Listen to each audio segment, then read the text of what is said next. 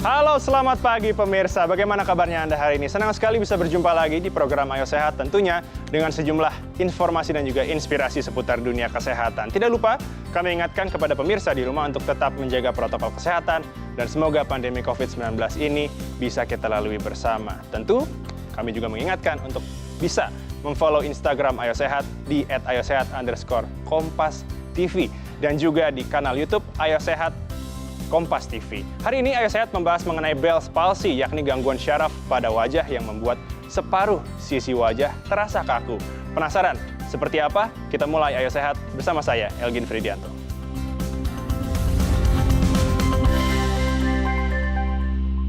Pemirsa, penyakit Bell's palsy sekilas mirip dengan gejala penyakit stroke, yakni mempengaruhi syaraf pada wajah. Namun ada gejala dari penyakit tersebut yang berbeda. Lalu, seperti apa cara mengenali gejala Bell's palsy? Kita simak informasinya berikut ini. Pemirsa setia Ayo Sehat, Bell's palsy adalah kelumpuhan otot wajah yang umumnya memengaruhi salah satu sisi wajah. Sebelah wajah penderita Bell's palsy bisa mengalami lumpuh atau menjadi kaku. Gejala Bell's palsy dan stroke terlihat serupa karena kedua penyakit ini sama-sama memengaruhi saraf di wajah. Namun berbeda dengan stroke, jika gejala stroke umumnya berlangsung cepat atau tiba-tiba, maka gangguan syaraf pada Bell's palsy muncul secara bertahap dan dapat memburuk dalam kurun waktu 2-3 hari. Melansir dari laman kompas.com, ada sejumlah gejala Bell's palsy, seperti separuh sisi wajah terasa kaku, susah memejamkan mata, sebelah bagian wajah lumpuh total, nyeri di rahang atau belakang telinga, sakit kepala, lidah kurang peka, mata dan mulut kering, telinga berdenging, susah berbicara, serta susah makan dan minum. Penyakit yang menyerang saraf ini sulit dicegah karena sebagian besar Bell's palsy disebabkan infeksi virus. Dilansir dari Johns Hopkins Medicine, sejumlah faktor risiko yang bisa jadi penyebab Bell's palsy diantaranya yakni diabetes, tekanan darah tinggi, cedera di wajah, keracunan, penyakit lime, sindrom Guillain-Barré, sarkoidosis, myasthenia gravis, multiple sclerosis, serta infeksi virus seperti herpes simplex, herpes zoster, mononukleosis, flu, dan meningitis. Penyakit Bell's palsy juga dikenal sebagai penyakit kelumpuhan wajah perifer akut. Menurut laman Johns Hopkins Medicine, penyakit Bell's palsy bisa menyerang pria maupun perempuan yang berusia antara 15 hingga 60 tahun. Sejumlah selebritas di tanah air pernah mengalami Bell's palsy. Salah satunya adalah Samuel Zilguin, yang juga mengalami Bell's palsy di usia muda tahun 2010 lalu. Lantas, seperti apa penanganan Bell's palsy dan bagaimana cara mencegahnya? Temukan jawabannya di Ayo Sehat.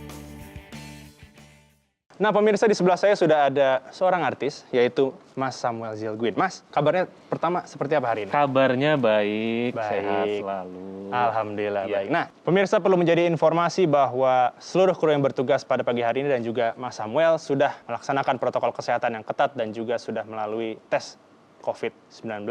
Nah, ini kita bicara soal Bell's palsy nih, Mas Yes. Samuel nih. Kita pengen tahu nih, gimana sih ceritanya waktu itu bisa terkena Bell's palsy? Oke, jadi ceritanya itu kejadian di tahun 2011 ya, kurang lebih. Apa 10 gitu, pas Piala Dunia deh. Jadi waktu itu saya memang lagi banyak kerjaan. Ada stripping, ada nge-host juga di stasiun swasta, sama lagi lumayan aktif olahraga, nge-gym. Oke. Nah, itu semua tuh ya dalam beberapa minggu tuh padet lah. Nge-gym, nge-host, apa segala macam, syuting stripping.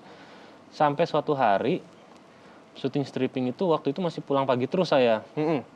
Oh, hampir seperti begadang ya berarti ya? Ya, capek lah, terus akhirnya saya inget banget syuting di Cibubur. Lagi nonton bola, saya bawa kursi syuting sih. Saya taruh, saya sambil nonton. Tapi di situ tuh perasaan udah mulai nggak enak. Saya pikir karena kecapean ya kan, karena biasanya kan gitu kan. Udah mulai lemas gitu ya? Lemes, segala macem. Tapi yang lebih spesifiknya lagi tuh kayak ada sakit gigi gitu loh di belakang. Tapi cuma sebelah? Sebelah. Oke. Sakit gigi bukan yang aduh sampai enggak gitu ya. Cuman kayak dipencet gitu enak, kayak orang bengkak tapi mau sembuh. Kan dipencet gini enak kan? Kayak nyut-nyutnya enak. Nah, gini. Udah normal tuh. Akhirnya saya pulang syuting jam 2-an sampai rumah kurang lebih. Callingan pagi lagi. Pas mandi, itu perasaan udah nggak enak. Tapi karena pikir, oh ini kecapean. Kirain kan gitu. Mandi, terus kumur-kumur kok air keluar terus. Oh. Nggak ketutup rapat mulut ya. Iya, Tapi betul, belum betul, ngeh kalau itu Bell's palsy. Karena pas ngaca pun belum yang miring. Masih normal Masih berarti? normal, sarapan. Kok minum nggak bisa ditutup mulut. Ya udahlah. Selesai sarapan, berangkat ke lokasi. Balik lagi di Cibubur. Sampai lokasi, ketemu kru segala macam, bercanda lah biasa. Cuman emang udah capek. Terus ketawa. Pas ketawa, kok nggak balik, miring terus. Kalau nggak salah mulut sebelah kiri. Oke. Cut, nyangkut gitu. Hah, gimana nih? Udah kita panik tuh.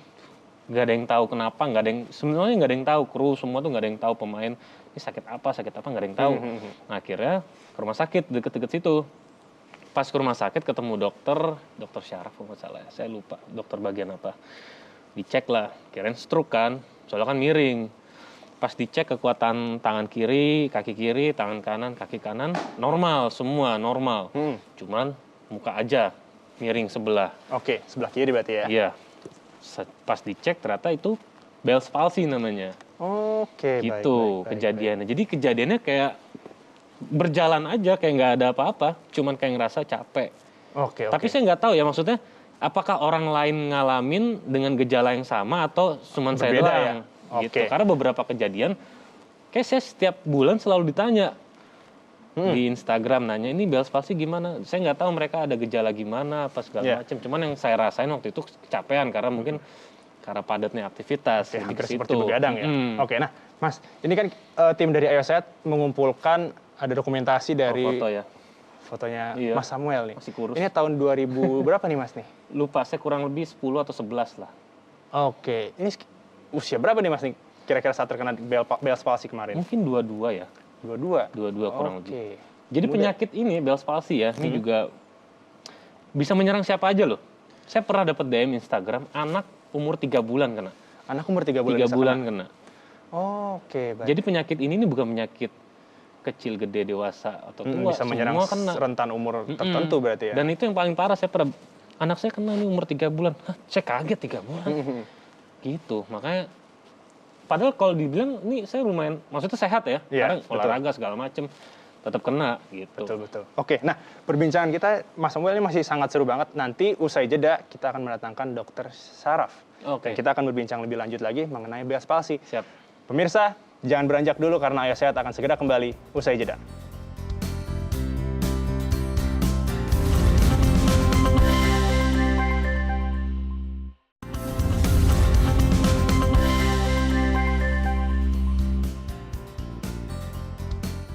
Terima kasih Anda masih menyaksikan program Ayo Sehat masih dengan Samuel Zilguin dan sekarang sudah hadir dokter spesialis syaraf Dr. Debbie Amelia. Selamat pagi dokter. Selamat pagi. Bagaimana kabarnya dok? Alhamdulillah baik. Alhamdulillah baik. Nah dokter ini kita masih membicarakan soal Bell's palsy. Sebenarnya kondisi seperti apa sih yang bisa memicu dari Bell's palsy? Oke. Silakan. Yang bisa memicu keadaan Bell's palsy adalah daya tahan tubuh yang rendah. Oke. Jadi kasus-kasus Bell's palsy itu sering datang ke misalnya kayak ke praktek saya.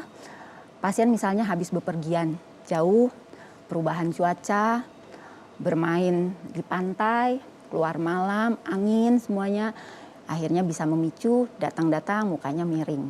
Nah, jadi hal-hal seperti itu yang bisa memicu.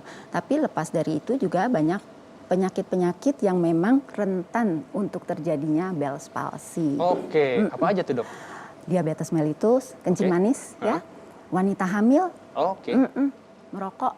Nah, itu penyakit-penyakit yang rentan untuk terkena Bell's palsy. Oke, berarti kalau seperti Samuel ini, dia aktivitasnya sangat ketat, padat, dan mungkin istirahatnya kurang.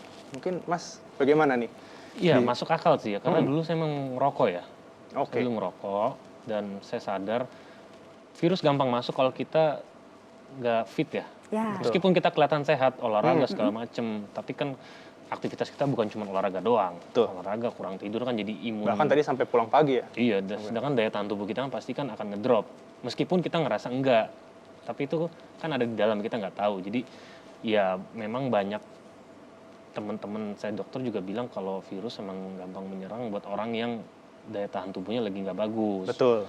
Gitu. Lagi nggak fit ya. Tapi Dok, sebenarnya kalau misalnya ya terkena AC terlalu banyak, mungkin di sebelah ya, hanya sebelah kanan saja sisi wajah, itu apakah bisa memicu juga? Jadi kita luruskan dulu ya masalah Betul. Bell's palsy ini. Ya. Oke.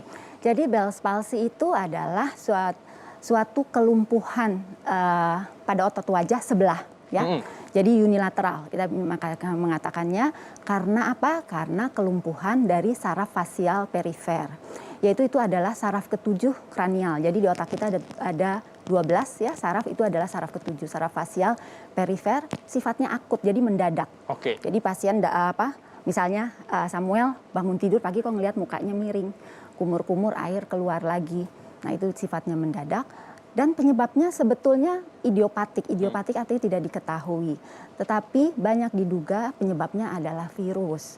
Jenis virus yang apa yang penyebab dari Bell's palsy itu dikatakan adalah virus herpes simplex. Jadi HSV tipe 1 yang mengalami reaktivasi. Oke, baik. Nah, Dok, sebenarnya ini kan dikatakan bahwa Bell's palsy ini hampir sama seperti stroke, tapi ternyata berbeda. Tapi bagaimana cara mengetahuinya? Mungkin Samuel juga kemarin juga mungkin saat umur 22 tahun itu kayak seperti stroke, mungkin taunya kan tiba-tiba sebelah nggak bisa. Ini cara membedakannya bagaimana, Dok? Ya. Jadi rata-rata orang awam datang kaget begitu pagi melihat mukanya miring. Selalu mereka mengkategorikannya, wah saya kena stroke. Ya. Ini adalah dua hal yang sangat berbeda. Walaupun harus diwaspadai dari awal, karena bisa saja terjadi juga stroke. Jadi dua hal yang berbeda tapi kejadiannya akhirnya sama. Dia kena Bell's palsy juga, kena stroke juga. Oke. Bell's palsy itu adalah kelumpuhan saraf fasial perifer. Membedakannya dengan dia stroke, satu hal dia hanya terjadi di otot wajah. Ya? Hanya otot Hanya wajah. di wajah sebelah dan tidak melibatkan motorik. Kalau stroke umumnya ada hal-hal lain. Ada kelemahan seperti lumpuh sebelah, bicaranya pelok, ya, dan akhirnya dilakukan juga pemeriksaan-pemeriksaan lain yang menunjang bahwa dia murni Bell's palsy tanpa adanya stroke.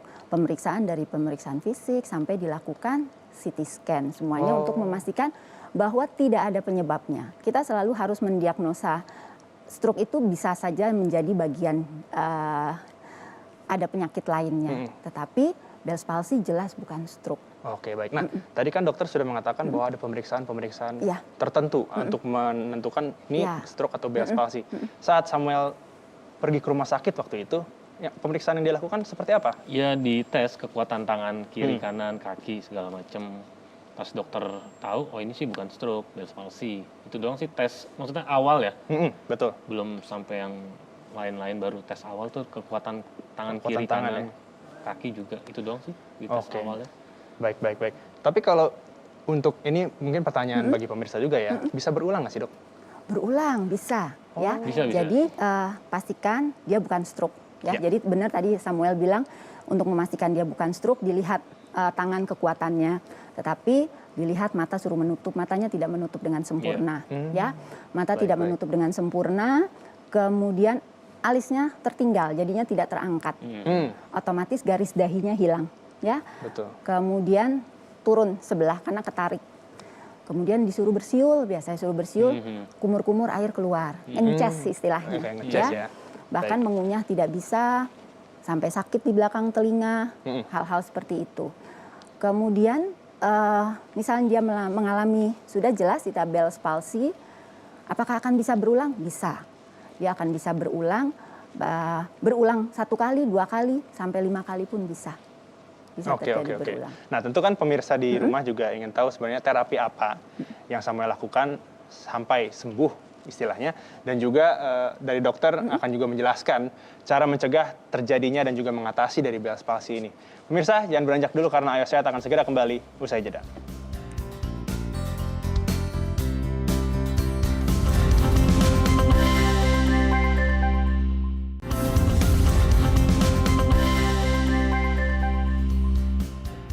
Kembali lagi di program Ayo Sehat. Nah, Samuel, kemarin 2010 ya terkena Bell's palsy. Kira-kira berapa lama proses penyembuhan Bell's palsy dan rangkaian treatment apa saja sih? Bisa diceritakan, silakan. Oke, berapa lamanya itu dari miring sampai lurus itu 4 bulan. Dari lurus sampai bisa senyum tambah lagi kurang lebih 2 bulan. Oh, hampir 6 bulan. Treatmentnya seperti apa? Tadi saya sempat ngobrol sama dokter, saya juga lupa nama treatmentnya apa dok ya, itu yang tadi saya sempat tanya. Jadi kalau kita ke rehab medik ya, fisioterapi akan dilakukan yang namanya varadisasi, masas wajah, dikompres, seperti itu. Terus juga yesiul, terus AIUEO, A-I-U. Nah, tapi harus yang kenceng kayak gitu. Jadi Sampai semua ototnya bekerja ya berarti ya? semonyong-monyongnya. Semonyong-monyongnya sampai kayak gitu, sampai jelek muka A-I kayak gitu senam wajah lah. Betul. Berarti senam wajah ini sangat dianjurkan bagi penderita Bell's palsy, betul dok? Sangat dianjurkan. Mungkin ada tipsnya nih untuk pemirsa di rumah, seperti apa sih senam wajah yang betul? Ini karena kita pakai masker juga ya, agak sulit ya nih ya. Pipi dikempotin. Ya? Pipi dikempotin? Kemudian dikembungin. Oke. Kemudian bicara AIUEO, tapi selebar-lebarnya, semangap-mangapnya, Sebuka-bukanya mulut seperti itu ya Mas ya? semonyong-monyongnya, huruf U, O, itu dilatih. Jadi Iya. kita mengatakan itu melatih otot-otot oral bukal kita di sini. Oke. Itu senam wajahnya. Senam wajah. Oke, itu untuk senam Kemudian wajah. seperti facial. Nah, kan begini, jangan Iya. begini. Ya. Nah, Baik. Untuk melatih. Kalau untuk mengunyah permen karet mungkin, apakah ini juga latihan ya istilahnya? itu jatuhnya? salah satu juga latihan. Jadi, tapi nomor satu selalu saya tanyakan dulu ke pasiennya ada diabetes atau tidak, ya. Itu Nanti pasal waktu ditanya gitu. Iya, benar-benar. Ya, kalau ada diabetes, kencing manis itu ya pasti nanti Jangan. nggak boleh ya. Jadi kalau dia murni nggak kunyah permen karet. Karet. Karena kan dia melatih Melatih untuk sini ya, mengunyah, bagian sini ya. Dari Karena- manis sampai pahit. Sampai nggak ada rasanya. Iya. Karena kayak gitu. pasien Bell's palsy itu tidak bisa dia mengunyah di sisi yang lumpuhnya.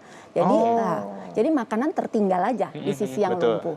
Jadi jangan didiamkan, harus dilatih. Ya, Dilatih salah satunya mengunyah permen karet. Oke, nah kalau untuk pasien Bell's palsy ini baiknya harus melakukan bed rest atau mungkin bisa melanjutkan aktivitas.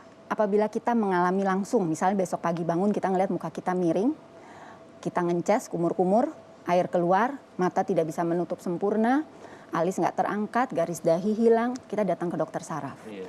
Ke dokter saraf sebaiknya secepatnya, karena penyakit ini ya salah satu yang menentukan penyembuhan adalah kecepatan berobat. Jangan datang sudah 2 minggu baru datang Iya. berobat. Oke, jangan terlalu Itu kelamaan satu, ya. ya. Jadi prosesnya adalah dia datang berobat ke dokter, dia akan diberikan pengobatan, yaitu pengobatannya karena penyebabnya dilansir adalah virus. Kita akan memberikan obat antivirus selama 5-7 hari. 5-7 Ya, hari. maksimal 10 hari. Makanya kalau dia datang udah 2 minggu, udah 3 minggu, Telat. Telat akhirnya sudah lewat dan akhirnya penyembuhannya akan memakan waktu lebih lama. Oke, ya. berarti untuk proses penyembuhan ini Ya, tergantung dari seberapa tergantung, cepatnya ya. betul. Dan apa yang terlibat, apakah total semuanya atau mungkin dia hanya masalah. Karena kan ada stadiumnya, dari stadium 1 sampai stadium 6, grade-grade-nya. Ya. Kemudian setelah diberikan pengobatan, awalnya pengobatan dulu, fisioterapi tidak boleh dilakukan di awal. Oke. Ya, jadi fisioterapi itu sebaiknya dilakukan adalah setelah hari kelima. Jadi udah puncaknya virus. Karena kalau di awal dia akan malah memancing lebih, kan dia dirangsang kan, ya akhirnya virusnya terangsang. Jadi biarkan dalam waktu 48 jam sampai 5 hari itu diberikan pengobatan dulu, yaitu pengobatan antivirus dan kortikosteroid. Oh, Ya. oke. Pengobatannya itu kortikosteroid sesuai berat badan. Biasanya kita berikan dalam waktu 2 minggu dan setelah itu diturunkan perlahan. Tapi kalau untuk yang obesitas itu apakah akan menjadi masalah, Dok? Kalau sesuai berat badan tadi dokter bilang. Kalau misalnya obesitas tergantung juga saat ini yang kita perlukan apa obat Oke. ya. Mana yang lebih diutamakan dia sedang mengalami suatu akut, ya kita obat itu juga tidak lama. Biasanya paling lama 2 minggu kita berikan. Oke, baik. Nah, sama tadi kan dikatakan untuk proses sampai bisa senyum lagi itu sekitar 6 bulan. Apakah ada pola hidupnya yang berubah nih setelah Oh terkena iya, Bell's ini palsy? pola hidup juga penting nih. Jadi kita harus ngindarin yang namanya kalau naik mobil buka kaca. Oke. Kena AC secara langsung, kipas angin sama nguap. Nguap jangan nguap, langsung gede, jangan nyangkut loh. Pelan-pelan. Oh iya betul, bisa nyangkut. Kalau bisa ditahan-tahan. Kan kadang-kadang kalau ngulet sambil nguap gede kan Iya. enak, tapi nggak boleh sebenarnya. Gimana tuh, Dok? Jadi untuk kita pola hidupnya ya supaya untuk bagaimana tidak terhindar dari Bell's palsy, walaupun sebetulnya kalau kena Bell's palsy kita akhirnya tidak bisa menghindari ya. karena memang penyebab tidak ketahui. Jadi misalnya naik motor, terutama naik motor ya. Iya, betul. Naik motor pakailah helm, memang udah untuk proteksi dan pakai helm sampai ke leher sini. Jadi kadang-kadang kalau yang pakai jaket ya sampai ke leher atau yang perempuan Mungkin tambah ini ya, pakai apa namanya, shawl lebih ya. ke arah Jadi supaya masker. kena anginnya. Kemudian lagi tidur cukup ya. Tidur cukup itu udah pastikan daya tahan tubuh Iya, ya. betul. Tidur cukup. Kemudian lagi kalau pakai kipas angin nggak mungkin lah, kita mungkin tinggal di Indonesia panas, kalau misalnya kepanasan nggak kepingin pakai kipas angin AC. Kipas angin AC-nya kan nggak salah ya. Tapi bagaimana kita naik mobil AC jangan langsung ke wajah, ke leher Betul. ya. Kipas angin langsung ke muka, Kalau ke bisa kepala. ke arah lain dulu deh daripada masuk Atau yang di langsung. atas kepala, kipas angin itu jangan yang kepala ya. Kita ke ruangan, Baik, ke baik, badan baik. kita. Oke, terima kasih loh untuk Dr. Debbie untuk informasi dan juga tips-tipsnya, dan Samuel Zilgue juga sudah menceritakan pengalamannya dan tentu mengingatkan kepada pemirsa untuk menjaga pola hidup sehat. Betul. Baik. Usai sudah perjumpaan kita pemirsa pada program Ayo Sehat hari ini. Saya Samuel Zilgue dan juga Dr. Debbie menemani 30 menit Anda. Tetap saksikan program Ayo Sehat hanya di Kompas TV independen terpercaya setiap pukul 10.30 waktu Indonesia bagian Barat. Saya Gin Fridianto, Samuel Zilgue, Dr. Debbie pamit undur diri. Tetap jaga protokol kesehatan, tetap jaga kesehatan. Sampai jumpa.